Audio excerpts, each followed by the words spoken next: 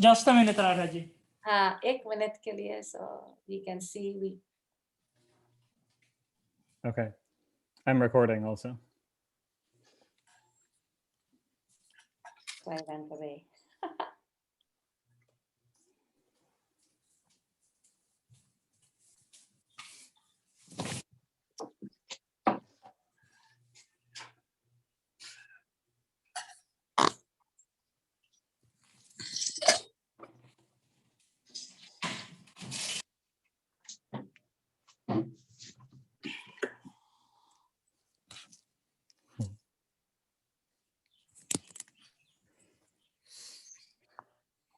Namaste. Namaste. Namaste, Panditji. So that's it. Welcome, Panditji, once again. Acha. So we start now, Devalaji. Okay. If you can mute our microphones, that would be good. Yeah. So we start really listening then. Yeah, here okay. Okay, so we were at the third skandha, discourse 9, on Brahma extolling the Lord. This is in the dialogue between the dialogue between Vidura and Maitreya Rishi at Haridvara. And Maitreya is recounting a conversation between Brahma and Narayana. Brahma said, "It is after a very long time that I have come to know you today." This is the context is this is when Brahma has done tapas at the beginning of the new kalpa to seek Vishnu's blessing and power to commence with the creation of the worlds. It is really shameful that living beings should fail to realize the true nature of the Lord. There is nothing other than you, and even that which appears to exist is not real. For when the equilibrium of the gunas of Maya is disturbed, it is you alone who appear as many. The light of wisdom, which is synonymous with joy, being ever manifest in you, the darkness of ignorance can never approach you. This form, which is the seed of hundreds of forthcoming avatars, and from the lotus sprung from whose navel I have emanated, has been assumed by you for the first time, just in order to show your grace to the worshippers. I do not regard your essence, which is purely blissful and undifferentiated, and of the nature of unobscured effulgence, as something other than this form of yours, O Supreme Spirit. That is why I have taken refuge in this very form, which, though creating the universe, is yet beyond the universe, and is the source of all the 5 elements and the 10 indriyas. It is for the good of your worshipper, in me, the source of blessings to the world, that you have revealed this form of yours to me. I make obeisance again and again to you, who are disregarded only by people that are addicted to the pleasures of sense and thus deserve a place in hell. O Lord, you never leave the lotus heart of your devotees, who take in through the opening of their ears the fragrance of your lotus feet. So obviously, since it's saying take the fragrance through the ears and not the nostrils, it means the fragrance metaphorically for the to hear the glory or to hear the stories about. Wafted by the breeze of the Vedas, your feet being held fast by the cords of supreme devotion. A man is subject to fear, grief, covetousness, ignominy, and inordinate greed proceeding from wealth, house, and kinsmen. Nay, he is obsessed with the false sense of mineness in respect of the same, which is the root of all sorrow, only so long as he does not take refuge in your feet, which secure immunity from all fear. Programs connected with you, such as the hearing and chanting of your praises, destroy all evil. They have therefore been robbed of their wits by fate, who, having withdrawn their senses from such a program, remain constantly engaged in sinful pursuits, their mind possessed with covetousness for the most trivial pleasures of sense, and feeling miserable on that account. It pains my soul, O immortal Lord of infinite power, to see these creatures, being repeatedly tormented by hunger and thirst, by the 3 humors, Here it gives these as flatulence, bile, and phlegm, but this is actually translating the three doshas of vata, pitta, and we often say kapha, but in Sanskrit, kapha with a hard pa. By cold, heat, storm, and rain, as well as by one another, and by the unbearable fire of passion, as also by anger. So there's a footnote here, which I think is worth reading, explaining, since this conversation is going on before the creation. So when Brahma refers to seeing these suffering creatures who have not yet even been created, although no living being was present before Brahma at the time, he could see their subtle bodies in the person of the Lord, and evidently was able to read their future life as if he actually saw it. Meaning because their karmas were frozen in time, so to speak, at the end of the previous kalpa, and Brahma could perceive them within the cosmic body of the Lord exactly as they would restart the way that their karma would manifest when they took their next birth.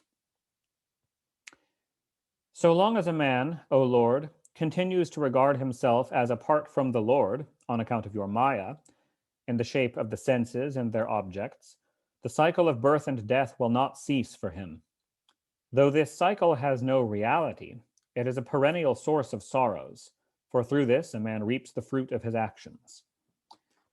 Those who have an aversion for programs connected with you have to pass through a series of births and deaths in this world, no matter if they are born in a family of seers. For the mind and senses of such men are occupied with mundane pursuits and distracted with worldly thoughts by day, and remain buried in slumber at night, although their sleep is disturbed moment after moment, their mind being tossed about by ambitions of various kinds, and their endeavors for the realization of their object are frustrated by providence.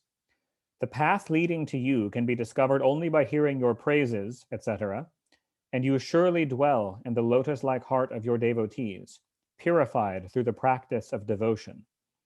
In order to oblige your devotees, you assume that very form in which they think of you, O Lord, who are profusely praised.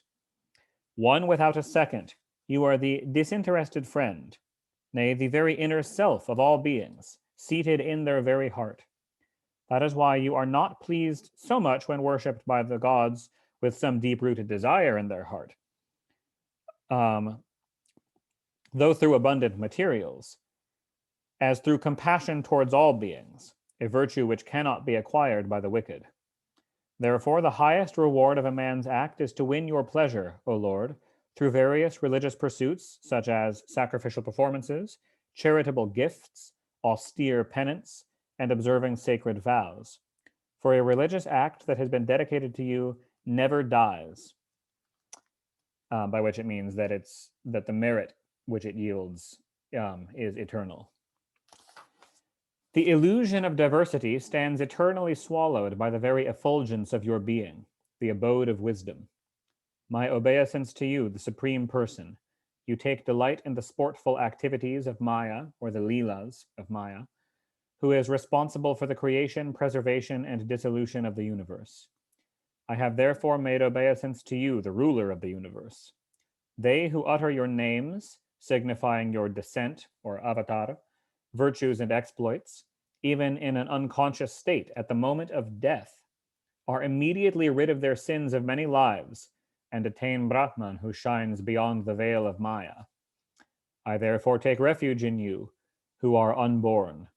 Obeisance to the Lord manifesting himself as the tree of this universe, which evolves from Prakriti, that has its root again in the Lord himself, splitting it up into the three gunas, and appearing first of all as its three trunks, myself, Brahma, Lord Vishnu himself, and Lord Shiva, who dwells on Mount Kailasa, who are severally responsible for the creation, preservation, and dissolution of the universe, and thereafter grows into numerous boughs and branches. Your worship has been declared by yourself as a man's duty yielding happy results, but neglecting this duty, man remains engaged in prohibited acts. Time, however, which is most powerful and vigilant too, cuts off in a moment his hope of survival. As a matter of fact, it is you who appear in the form of time. My obeisance is therefore due to you. Even I, who preside over the Satyaloka that endures for two parardhas, 2 two pararthas mean the first and second half of the life of Brahma, and is adored by all the other spheres, am afraid of time. It was with the object of attaining you that I practiced austere penance for many years. My obeisance to you who preside over all sacrifices. You have no craving for sense delights. Yet, with a view to maintaining the standards of morality and virtue established by yourself, you have voluntarily assumed forms in different species of life, such as birds, beasts, human beings, gods, and others. My salutation to you, the divine Purushottama, the Supreme Person. Though untainted by avidya, or ignorance, which appears in 5 forms being avidya itself, the root of the others, fundamental ignorance, asmita, or egotism, raga, or attraction, or strong attachment to things, dvesha, or aversion, and abhinivesha, or the fear of death. You have enjoyed sleep in the midst of the water tossed by fearful waves, a sleep which has proved delightful to you on account of the touch of the serpent, since he was lying on the bed of Sheshanaga, who serves as a bed for you, having deposited all the worlds in your belly, thereby illustrating the relief which a man enjoys during sleep.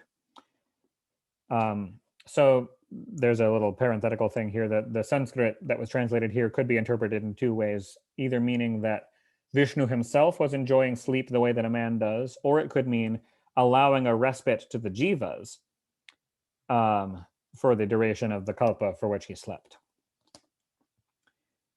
It is from the lotus sprung from your navel, O praiseworthy Lord, that I have emerged, and it is by your grace that I have secured this opportunity of serving the 3 worlds by creating them. You kept the universe in your belly for such a long time, and your lotus eyes have just opened, indicating thereby that your sleep in the form of abstract meditation has come to an end.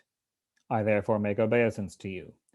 You are the sole well-wisher and friend, nay, the very self of all animate and inanimate beings, and the lover of the suppliant. Therefore pray, endow my vision with the same wisdom and supernatural power by which you delight the universe, so that I may be able to create this universe as it existed in the preceding kalpa. You grant the wishes of those who take refuge in you. Therefore, when I proceed to create the universe, which will be nothing but an exhibition of your own creative power, be pleased to fill my mind with each and every exploit you may perform in the course of your descents. You take, along with your own divine energy, goddess Rama, the divine energy here meaning Shakti, your own Shakti, goddess Rama, manifesting many a divine virtue, so that I may remain untainted by the impurities attaching to the work of creation. I am the deity presiding over the Mahat Tattva, which represents your power of understanding, one of the innumerable powers possessed by you, and sprang from the pool of your navel even while you, the Supreme Person, slept on these waters. Therefore, as I proceed to bring to light the wonderful creation, which will be your own manifestation, let not my utterance of the Vedic words fail. You are the most ancient person possessing infinite grace. Be pleased, O Lord, to open your lotus eyes with a smile expressive of abundant love, and arising for the creation of the universe, dispel my despondency by your mellifluous speech. Maitreya continued.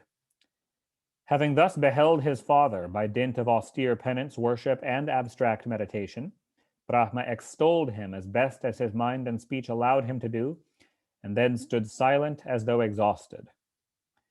When Lord Vishnu, or Madhusudana, the slayer of the demon Madhu, came to know the intention of Brahma, who was depressed in spirits at the sight of the waters surging all around during that period of universal dissolution, and was at a loss to know the relative position of the various worlds, he addressed him in deep accents as though removing his faint-heartedness. The Lord said, "Do not fall a prey to lassitude, O Brahma, repository of the Vedas. Exert yourself for creation. I have already arranged what you ask of me. Practice penance once more, and offer worship through mantras sacred to me. Thereby, O Brahma, you shall find the worlds revealed in your heart.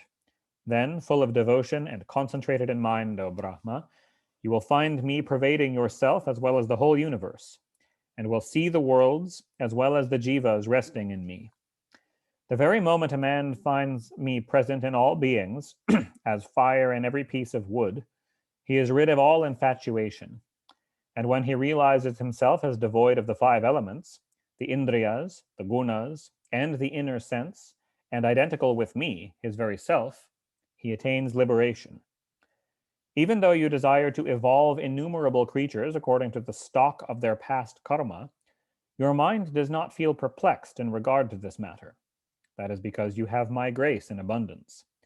The wicked Rajoguna will not bind you, the first seer, since your mind will remain attached to me, even while you are occupied with the work of evolving the creation. Today you have come to know me, even though living beings find it difficult to know me, for you regard me as free from the five elements, the indriyas, the gunas, and the inner sense. Doubting my existence, when you proceeded to look out for the base of the lotus under water along its stalk, I revealed to you my being in your very heart. That you have offered me praises interspersed with the glory of my stories, or that you have developed faith in austere penance, dear Brahma, all this is due to my grace. May success attend you. I am pleased with you since you have extolled me in your eagerness to create the worlds, describing me as destitute of the gunas, even though I appear as endowed with such gunas.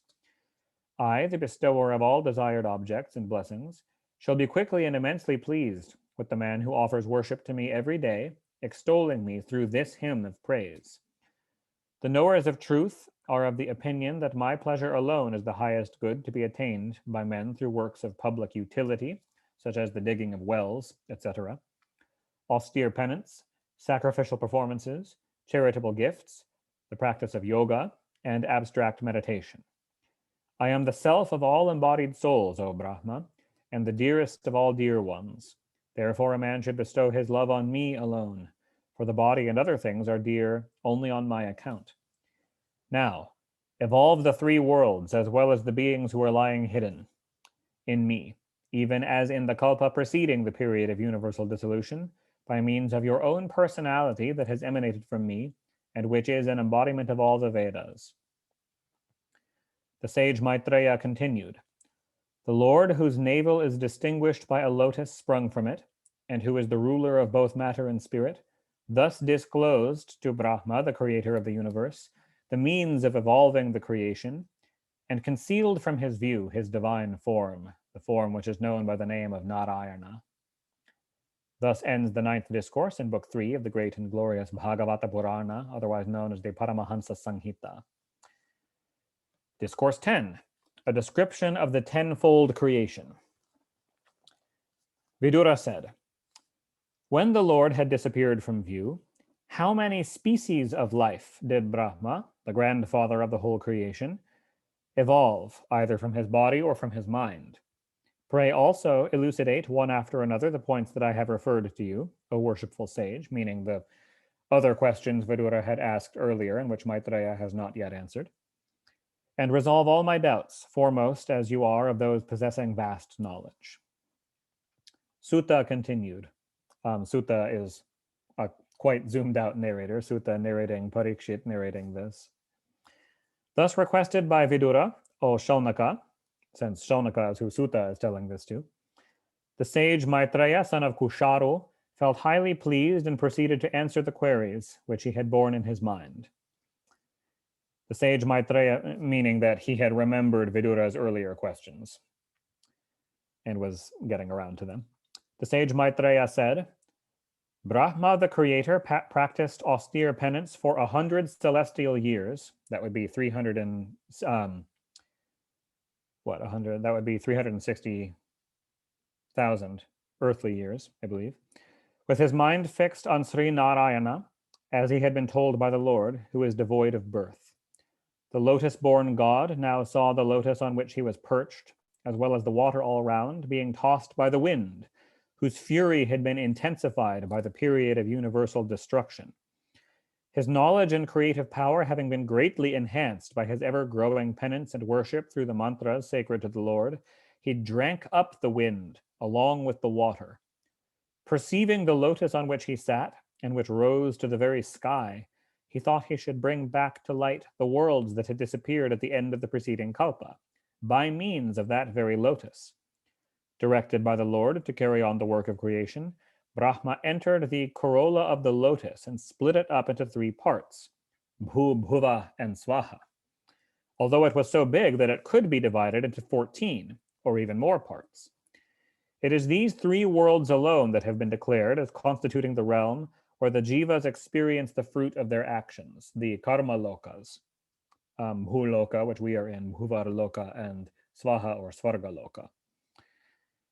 As for Brahma, his abode, the Satyaloka, and the 3 worlds immediately below it, the Maharloka, Janaloka, and Tapoloka, they are the rewards of virtue practiced without any selfish motive.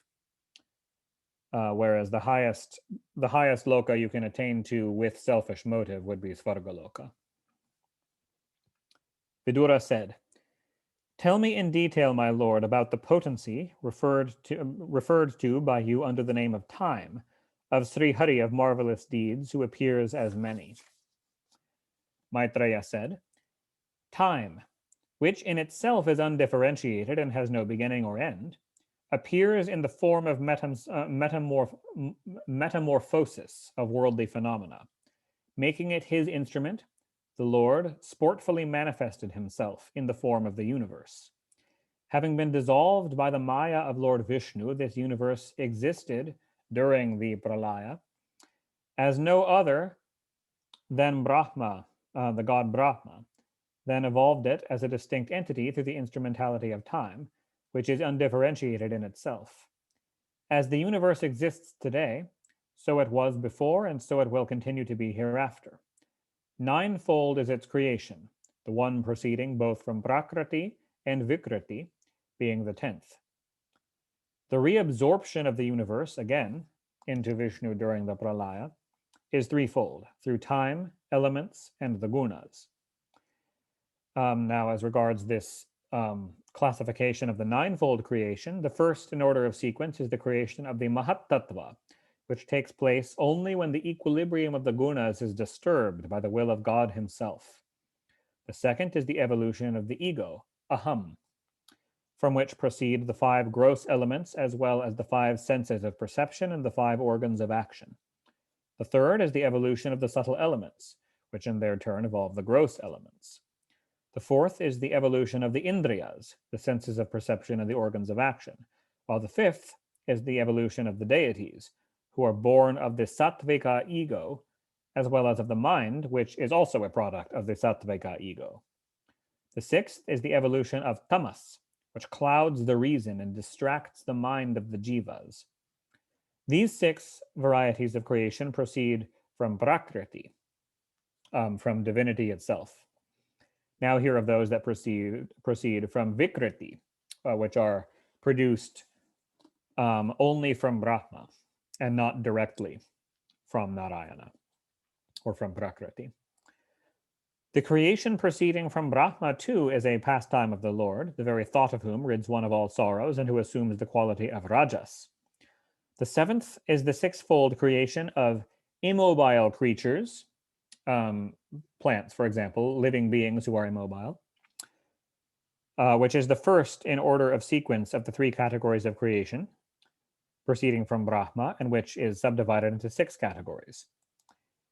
These immobile creatures consist of, the 6 categories are 1, trees which bear fruit without flowering, like the banyan, the peepal, and so on.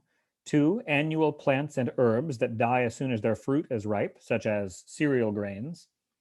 3, creepers that grow on the support of other trees or walls, etc. 4, plants which have a hard bark, such as the bamboo. The hard bark is obviously kind of a rough translation of some Sanskrit botanical category, but I guess meaning a solid, smooth sheet, like a blade of bamboo, as opposed to scale bark, like on trees. That is a very valid botanical distinction. 5, creepers that creep on the ground alone, being too stiff to climb upward, such as the melon, the watermelon, and so on. And 6, trees which bear fruit after blossoming. All these draw their nutriment from below. They are almost wanting in sensibility, meaning they do have sensibility of consciousness, but at a very minimal state. Have an inward feeling of touch alone. So they have an internal sense of touch, but they don't have any other external senses like sight and so on. And possess some peculiarity of their own, a limited individual personality. The eighth is the creation of animals, literally, of living beings that draw their nutriment horizontally, meaning beings that instead of drawing nutrients up from roots, that move about horizontally on the earth looking for food. That's what's being translated as animals here. They're believed to have as many as 28 varieties, have no sense of time, are irrational or led by instinct alone rather than rational thinking, can perceive with their olfactory sense, and cannot take a long view of things. They're not going to think far in advance. Of these, the bovine class, the goat, the buffalo, the black antelope, the swine, the gavaya, which is essentially the wild, undomesticated cow, the ruru, which is a type of deer, the sheep, and the camel, a noblest of men, belong to the category of cloven-hoofed beasts.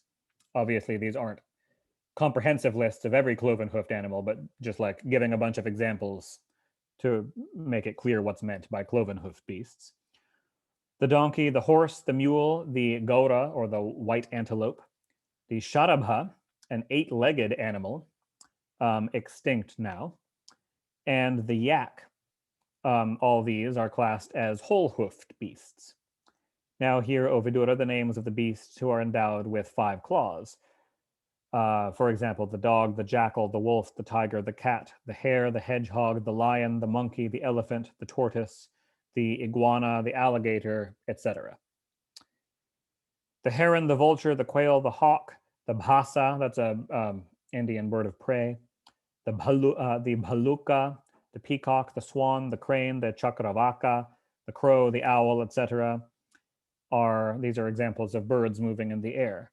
The reason why most of them are given in English, but a few in Sanskrit, is because a few of them are known only in India, and there isn't a common English word for them, like the chakravaka or the bhaluka.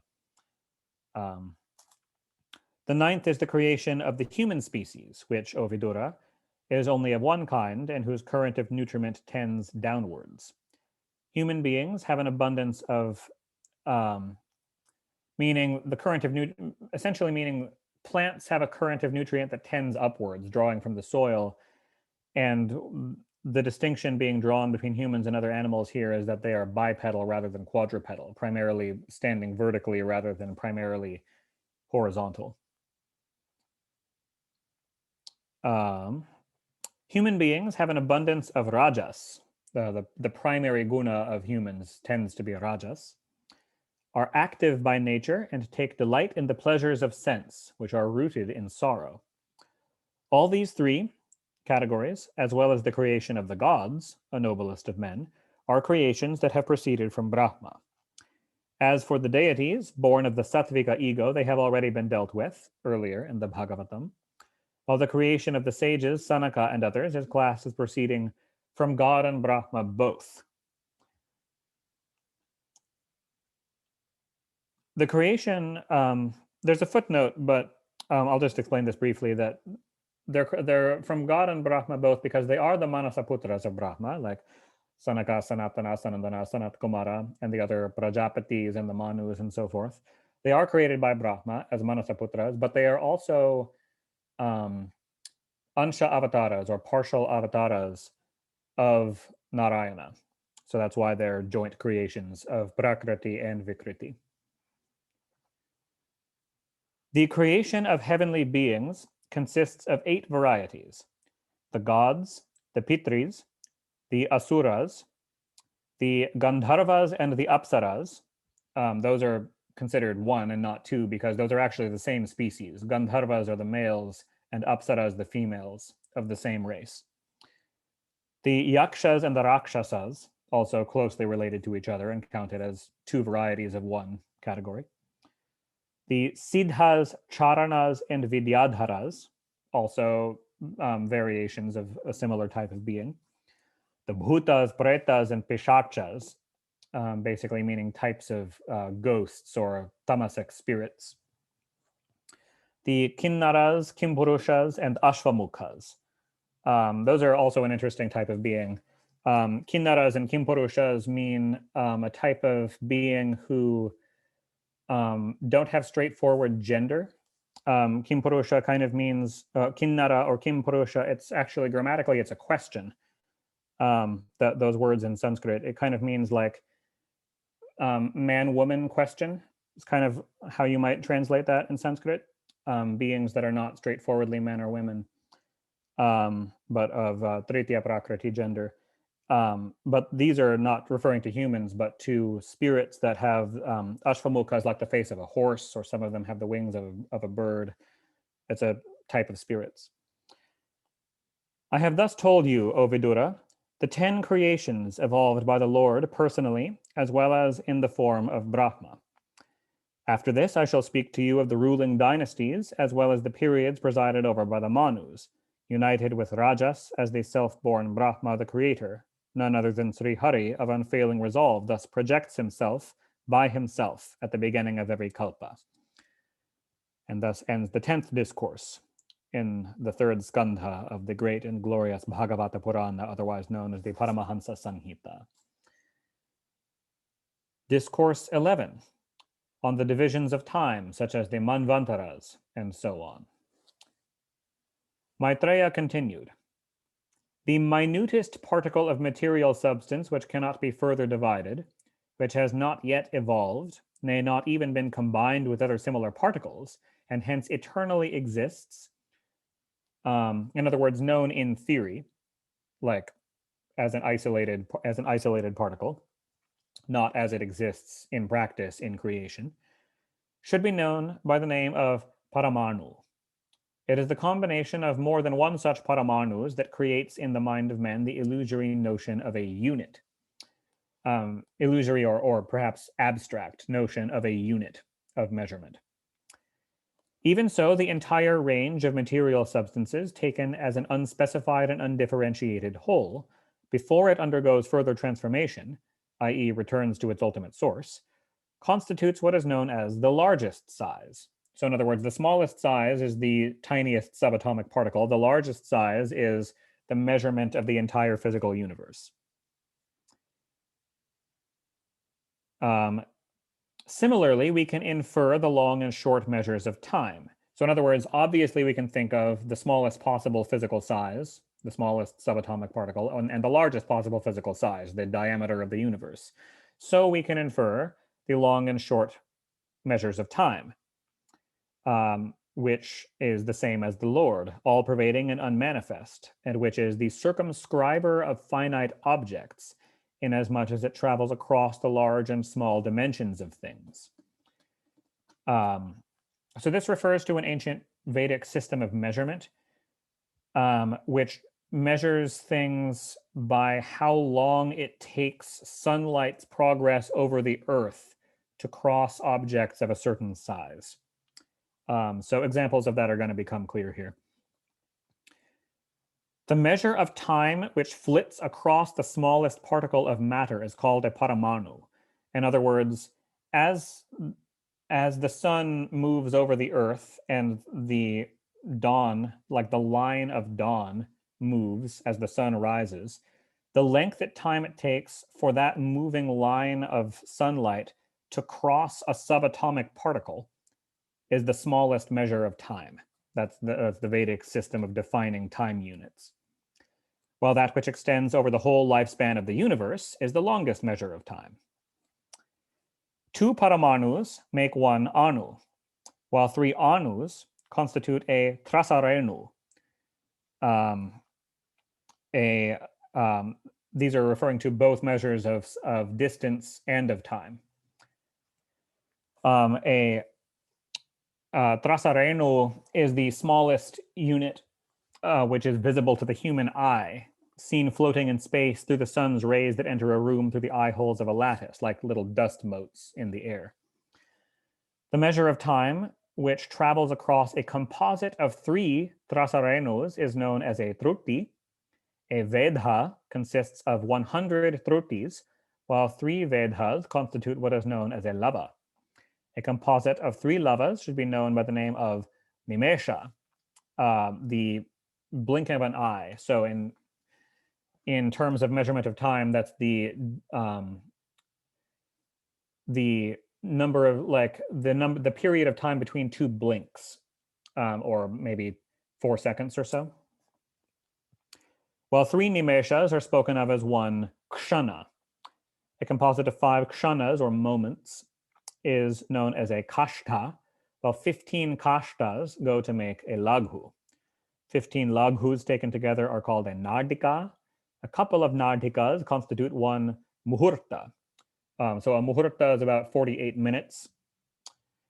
While 6 or 7 nardikas, according as the day or night is short or long.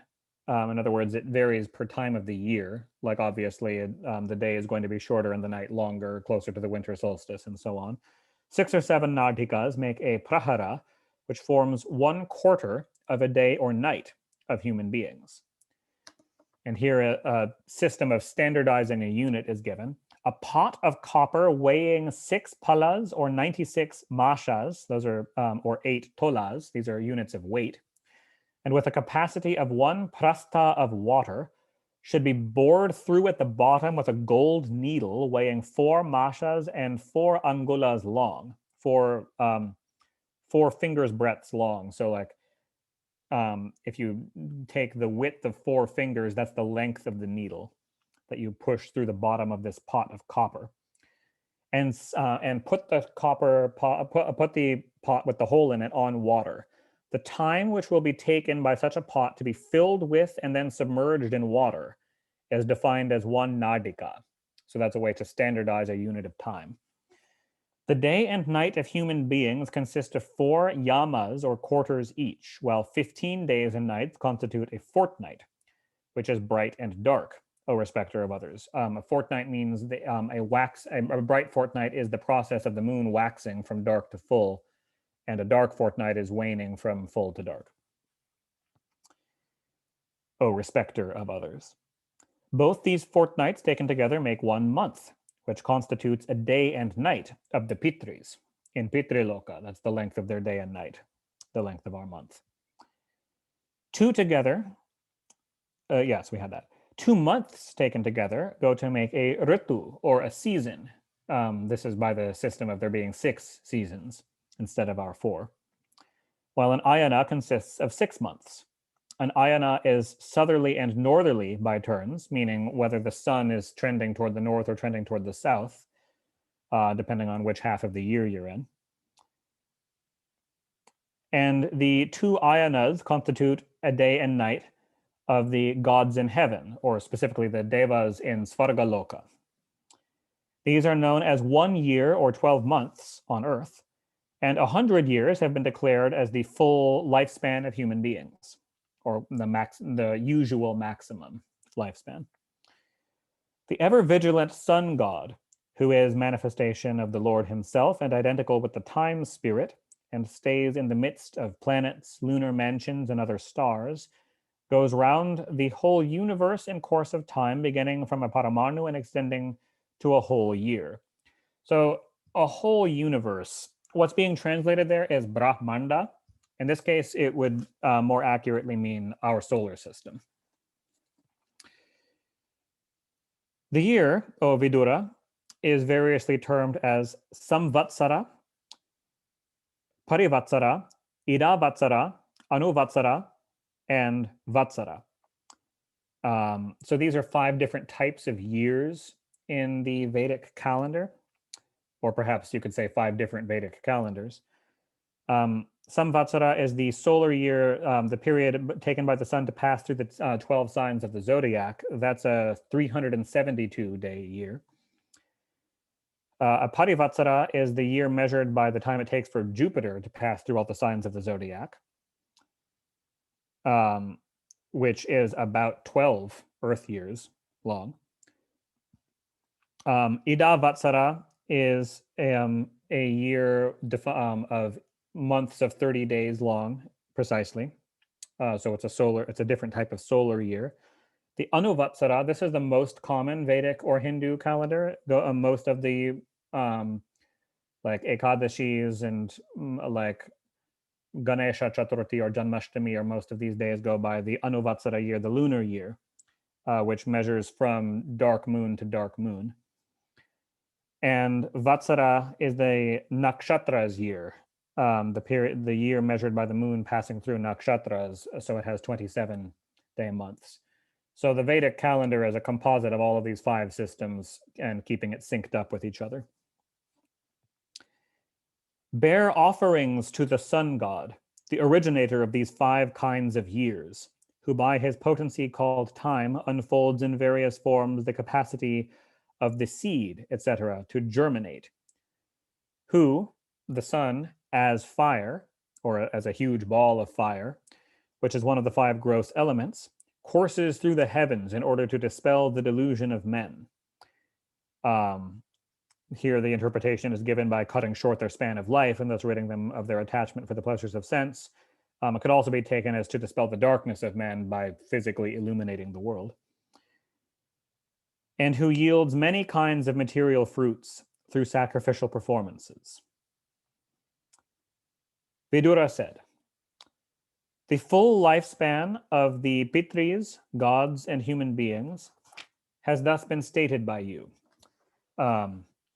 It actually wasn't explicitly stated. So to explain, similarly to as 100 years is the normal maximum lifespan of a human being, if you translate to the years in Pitriloka or in Svargaloka, 100 of those years are the normal maximum lifespans of those beings.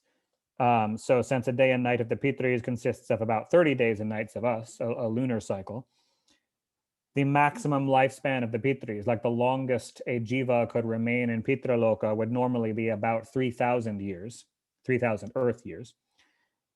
And the lifespan of an average deva in Svargaloka, not Indra or Yama or one of the Trayastrinshata, one of the lords of the devas, they have longer lives, but one of the common devas of Svargaloka, of which there are millions and millions, their maximum lifespan would be about 36,000 human years, which would be 100 of their years. So now, Vidura says, kindly tell me the lifespan of other enlightened beings who live outside the 3 worlds. Your holiness surely knows the course of all-powerful time, for the wise can see the whole universe with their eye perfected through yoga. Maitreya replied, the 4 yugas, which are Krita Yuga, that's also called Satya Yuga, Treta, Dvapara, and Kali, along with their Sandhya and Sandhyansha, have been declared as consisting of 12,000 celestial years, or that's 4,320,000 human years. So I don't know if everyone's familiar with the Sandhya and Sandhyansha of yugas. What that means is that there's a footnote kind of explaining it here.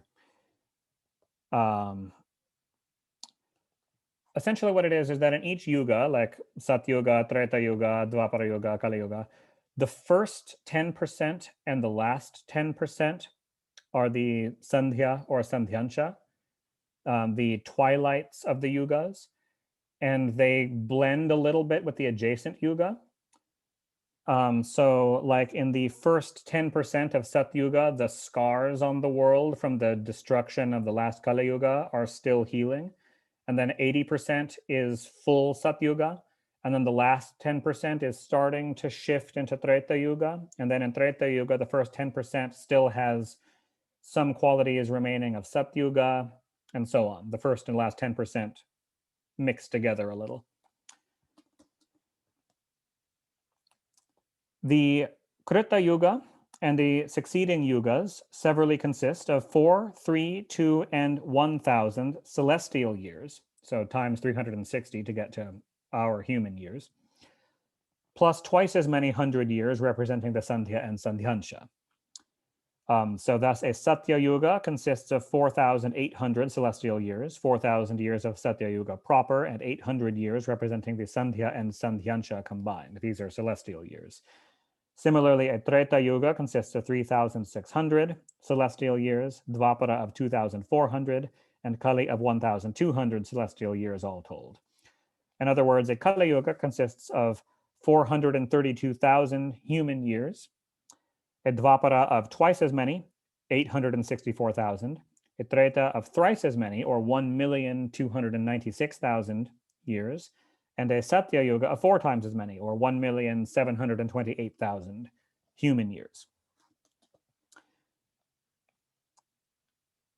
Those who are conversant with the divisions of time call only the period intervening a Sandhya and the following Sandhyancha, each of which comprises 100 celestial years, as a yuga proper.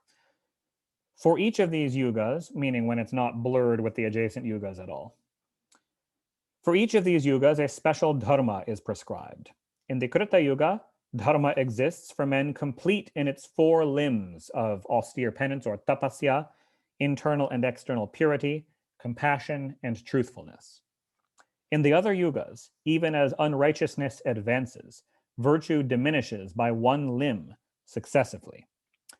That is to say, in Treta, tapas falls into destitution. Only purity, compassion, and truthfulness are practiced in the name of dharma.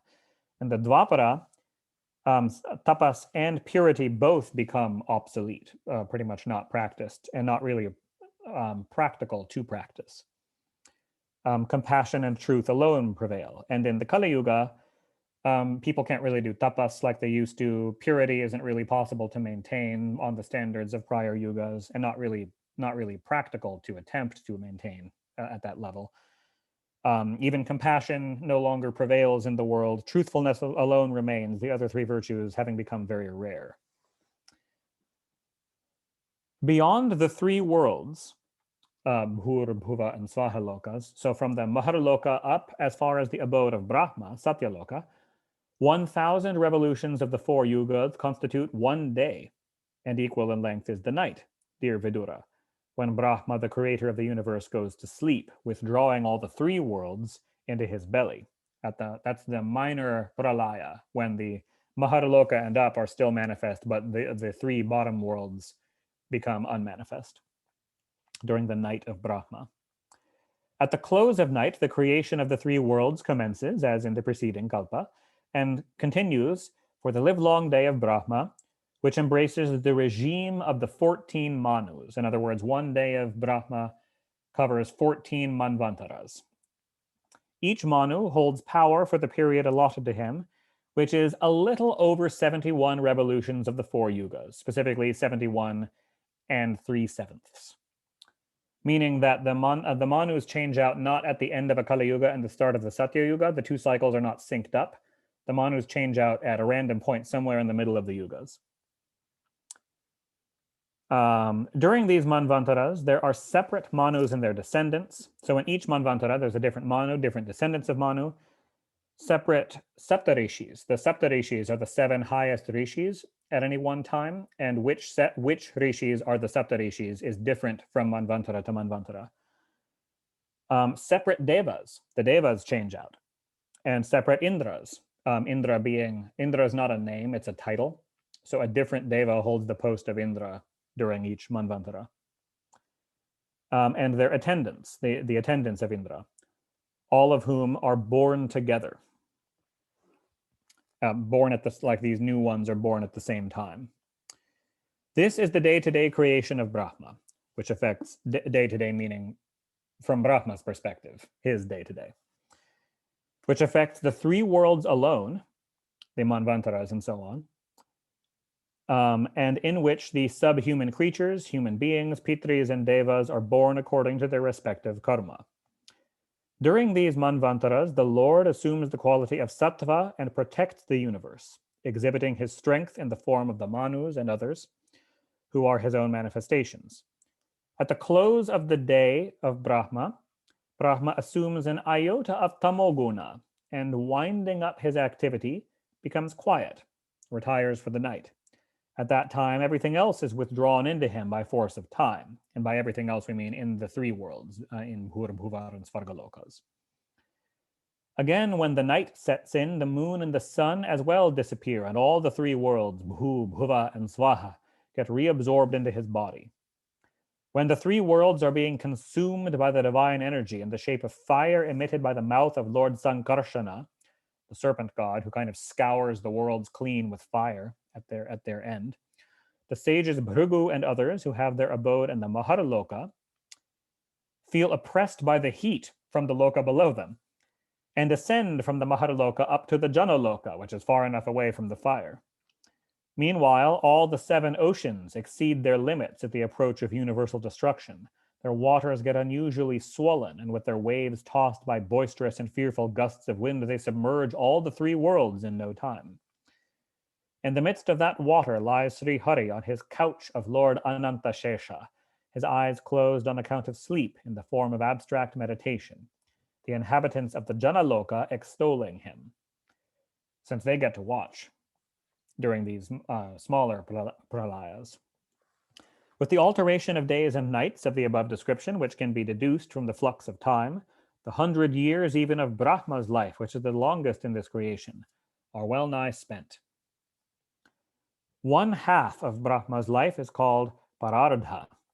The first Parardha has already expired, and the second is now running. So that's as of when Maitreya was saying this to Vidura, he's saying we're currently in the second half. The first Parardha opened with a momentous kalpa, the Brahma kalpa, in which appeared Brahma, who the wise recognize as Veda personified, meaning that was the birth of the new Brahma, the beginning of his life. The kalpa that marked the end of the same Parardha is called the Padma kalpa, meaning the 50th of Brahma's 100 years, ended with the Padma kalpa, in which sprang from the pool of Sri Hari's navel the lotus representing all the worlds. The present has been declared as the opening kalpa of the second Parardha, O Vidura. It is known by the name of Varaha kalpa, inasmuch as Sri Hari took the form of a boar in this kalpa. The aforesaid period of 2 Parardhas is figuratively spoken of as the mere twinkling of an eye of the immutable, immortal, beginningless Lord, the soul of the universe. This all-powerful time, ranging from a paramanu, meaning the tiniest possible unit of time, to the length of 2 Parardhas, has no control over the all-embracing Lord. It holds sway only on those who have identified themselves with the body and all that is associated with it. This egg-shaped universe, constituted as it is of the 8 causal principles, primordial matter, the Mahatattva, the ego, and the 5 subtle elements, and the 16 evolutes thereof, the mind, the 5 senses of perception, the 5 organs of action, and the 5 gross elements, has a breadth of 5 million yojanas, or 40 million miles, and is covered outside. Now, this is interesting. For one, obviously, this does not match up with what modern science observes. But if you get into what the actual Sanskrit terminology is saying here, there's a lot of complexity and subtlety to it. When we say universe, the word that it's translating as universe is Brahmanda, the egg-shaped Brahmanda, and it seems to correspond much more to a solar system in this context, in terms of the measurements that it gives, and it describes it as being centered on the sun. And the measurement of yojanas also varies somewhat. Normally, a yojana is sometimes it seems to mean about 5 miles or 5.5 miles. We can tell when distances between 2 cities in India, for example, are given in yojanas. But there seems to be a separate standard of yojana, which is more like 8 miles. So it's sometimes tricky to figure out what the exact measurements being given are. But the Brahmanda is covered outside by 7 sheaths of earth, water, fire, air, ether, the ego, and the Mahatattva, each of which is 10 times larger than the one it surrounds. So they become exponentially thicker. That cause of all causes, in which this universe, with all its covering sheaths, looks like a paramanu, and which comprises, that's very interesting, looks like a subatomic particle with these layers that comprise it, and which comprises myriads of other universes.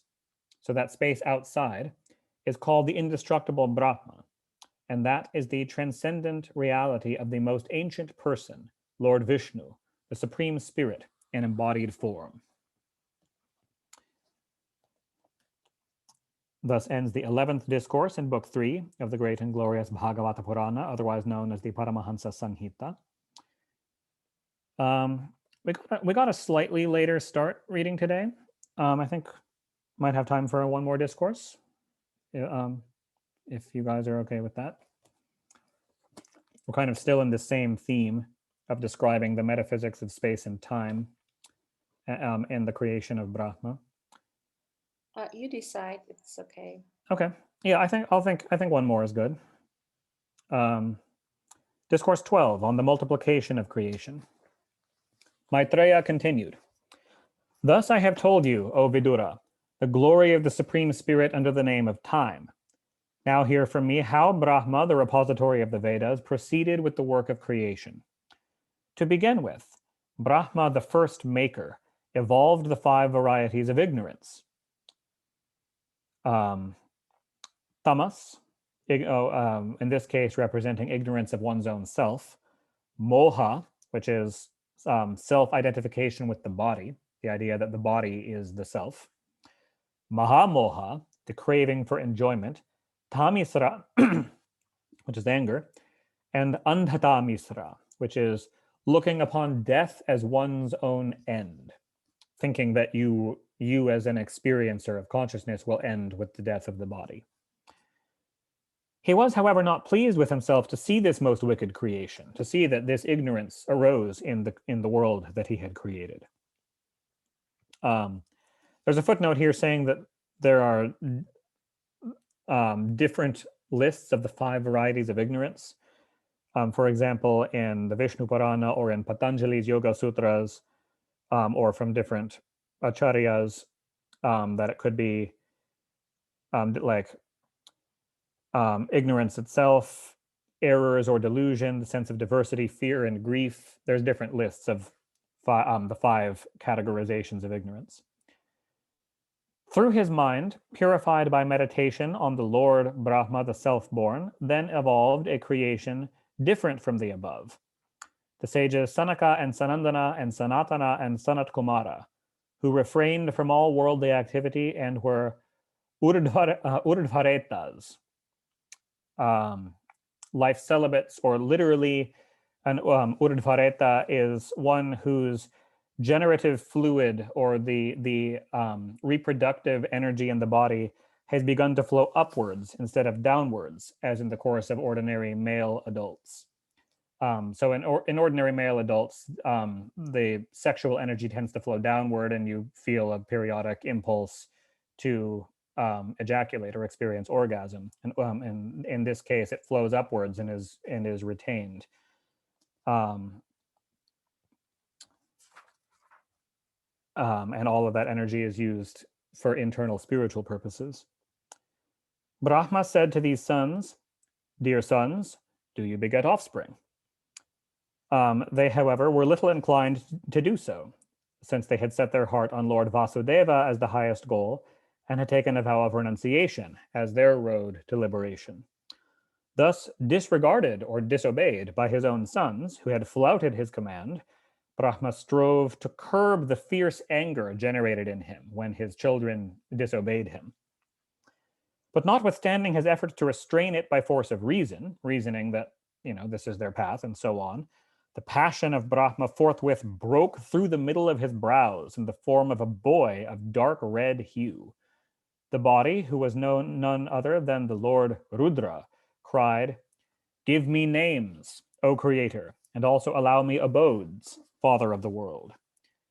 Intending to comply with the prayer of the boy who he had accidentally created, the worshipful Brahma, who was born of the lotus, replied in kind tones, "Do not cry. I shall presently do it for you.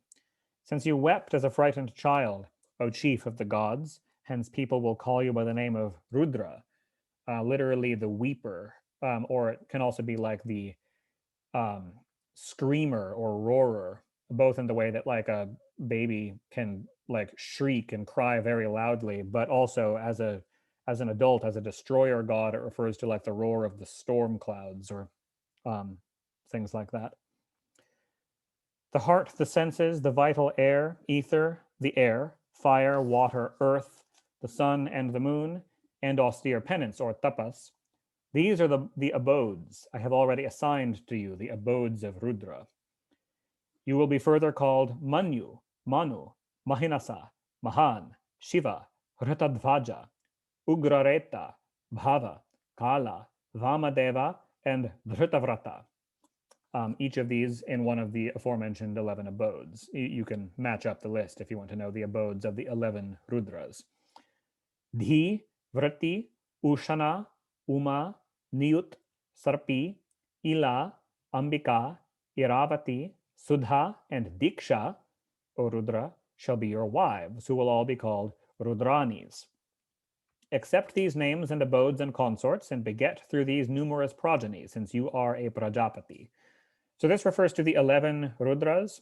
So of the Devas of Svargaloka, the Devas under Indra, there's 33, 12 Adityas, 8 Vasus, the 2 Ashvin twins, and then these 11 Rudras.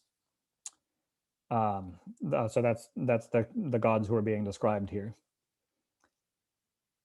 Thus enjoined by his father, Lord Nila Lohita, so called because of his dark red hue, begot progeny resembling himself in strength, appearance, and disposition. So there were many, many Rudras evolved from the 1 and then into the 11 and then into tons of Rudras. Brahma was alarmed to see numberless hosts of Rudras, since they are all deities of destruction, procreated by Rudra, devouring the creation on all sides. Beget no more of such progeny, O chief of the gods, who are burning with their fearful eyes all the 4 quarters, including myself. Practice austere penance that may bring happiness to all living beings. God bless you. Through penance alone, you will be able to create this universe as it was before. And through penance alone can a man easily attain the Lord, who is supreme effulgence, who is beyond sense perception and dwells in the heart of all living beings. Maitreya continued, thus instructed by Brahma, the self-born, Rudra said, all right, and taking leave of the Lord of Speech and going round him, like performing parikrama around him, he retired to the woods with intent to practice austere penance. Equipped with the creative energy of the Lord, Brahma now contemplated further creation and presently produced 10 more sons who were instrumental in multiplying the creation. Their names were Marichi, Atri, Angira, Pulastya, Pulaha, Kratu, Bhrigu, Vasishta, and Daksha, and Narada was the 10th. Narada sprang up from Brahma's lap, Daksha from his thumb, Vasishta from his breath, Bhrigu from his skin, and Kratu was evolved from his hand. Pulaha emanated from his navel, the sage Pulastya from his ears, Angira from his mouth, Atri from his eyes, and Marichi came out of his mind. Dharma, the god Dharma, Dharmadeva, from whom was descended Lord Narayana himself, in the form of the twin brothers, Nara and Narayana, 2 avatars of Narayana, who were the sons of Dharma. Dharma and Yama are the same Deva, by the way. Appeared from his right breast. Even so, Adharma, from whom sprang the god of death, the terror of the whole world, appeared from his back. From his heart sprang up Kama, a Kamadeva. Anger from his brows and greed from his lower lip. Vak from his mouth, the oceans from his penis, and Nirti, the spirit presiding over sin. That's also the chief of the Rakshasa race and the regent or Lokapala of the southwestern direction, from his anus. The sage Kardama, the spouse of Devahuti and the master of his self, was evolved from his shadow. The whole of this creation was evolved either from the mind or from the body of Brahma. Vidura, Maitreya says to Vidura, we are told that, eager to push on the work of creation, Brahma the self-born fell in love with his own daughter, Vak, the goddess of speech who emerged from his mouth, who was most handsome and captivating, but she had no carnal desire in her. Finding that their father had set his heart on unrighteousness, lusting after his own daughter, his sons, Marichi and the other sages, remonstrated with him out of filial affection and said, it is strange that you, a master of yourself, should seek to copulate with your own daughter, unable to control your passion. It is something which was never done by your predecessors in office, the previous Brahmas, nor will it be done hereafter by your successors, the future Brahmas. This is not something praiseworthy, even for the all-powerful, O preceptor of the world. For it is by following the conduct of such people, like you, that the world finds its way to happiness. Obeisance to the Lord, who by his own light of wisdom manifested this universe, which already lay dormant in him. May he protect the cause of righteousness. Brahma, the lord of Prajapatis, felt much ashamed to see his own sons, the lords of created beings, the Prajapatis, thus pleading with him before his very eyes, and immediately he cast off his body. The four quarters picked up that fearful body, which continued in the form of fog, also known by the name of darkness.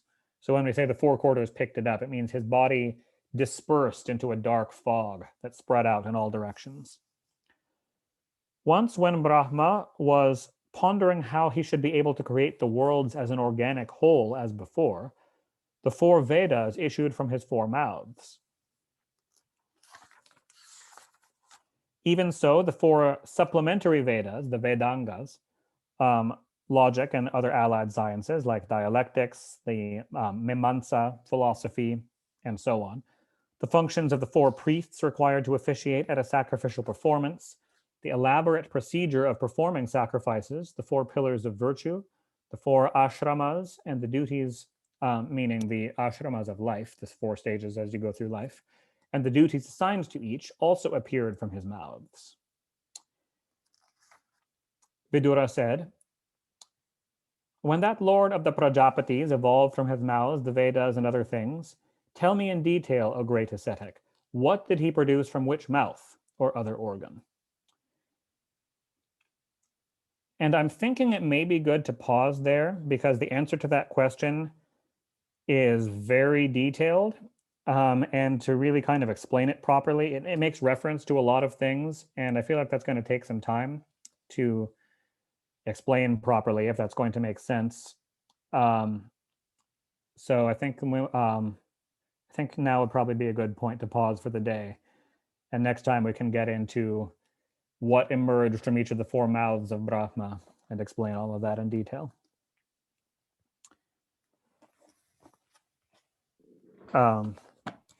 Thank you. Thank you very much, Devala.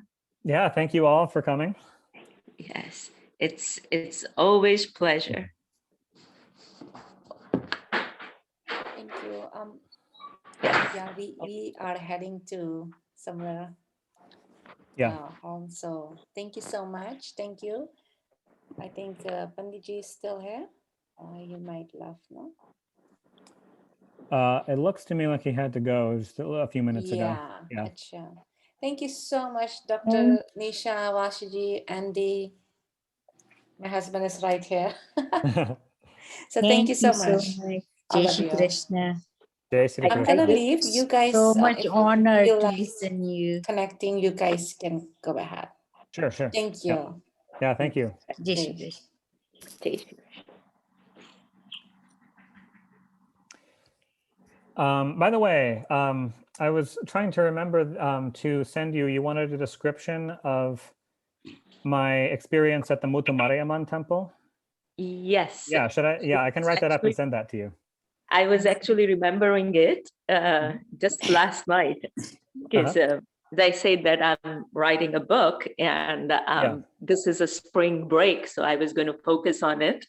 Okay. And I'm like, I don't know whether you received my message in the WhatsApp or not. Right. Yeah, I got, with your email address. I did get that. Yeah, yes. So I can write that up and send that to you. That will be perfect because it's all about this. Yesterday, the sentence that I wrote is because I'm also relating it with the quantum mechanics, right? The quantum principles. Right. So quantas are the energies and beyond quantas are all